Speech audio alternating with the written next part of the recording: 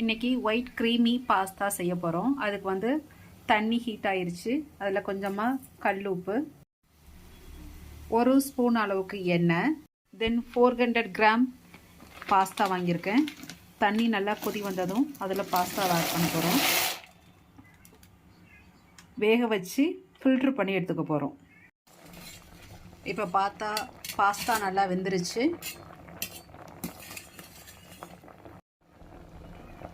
So நல்லா வெந்துருச்சு. இப்போ ஃபில்ட்ரு பண்ணி எடுத்துக்கலாம். ஃபில்ட்ரு பண்ண பாஸ்தா. க்ரீமி பாஸ்தா செய்ய தேவையான பொருட்கள்: 2 ஆனியன், கொஞ்சமாக garlic, carrot, capsicum, corn, cheese, butter, chilli flake, then milk.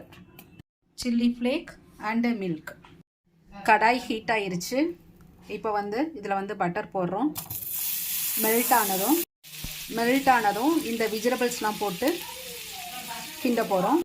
Butter melt ஆயிருச்சு. இதில் வந்து இப்போ ஆனியன் வதங்கினதும் garlic, carrot, capsicum, corn, mushroom இருந்தால் நம்மள்ட்ட என்னென்ன வெஜிடபிள்ஸ் இருக்கோ அதெல்லாம் ஆட் பண்ணலாம். கொஞ்சமாக சால்ட்டு. நல்லா வதங்கிருச்சு. இது தனியாக எடுத்து வைக்க போகிறோம். இன்னொரு கடாயில் பட்டர், இது மெல்ட் ஆகிறப்பயே 2 டீஸ்பூன் அளவு மைதா ஆட் பண்ண போகிறோம். 2 டீஸ்பூன் மைதா ஆட் பண்ணி நல்லா மிக்ஸ் பண்ணுறோம். இதிலே வந்து பாயில் பண்ணி கூல் பண்ண மில்க் ஆட் பண்ண போகிறோம்.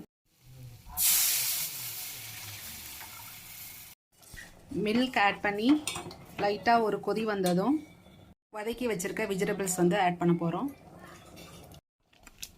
பெப்பர் கொஞ்சம், 2 டீஸ்பூன் அளவு சில்லி ஃப்ளேக் ஆட் பண்ணுறோம்.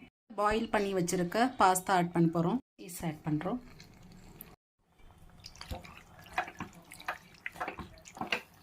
சீஸ் ஆட் பண்ணி மிக்ஸ் பண்ணினா டேஸ்டியான சீஸ்லாம் மெல்ட் ஆயிருச்சு. ஸோ இப்போ நமக்கு டேஸ்டியான பாஸ்தா ரெடி.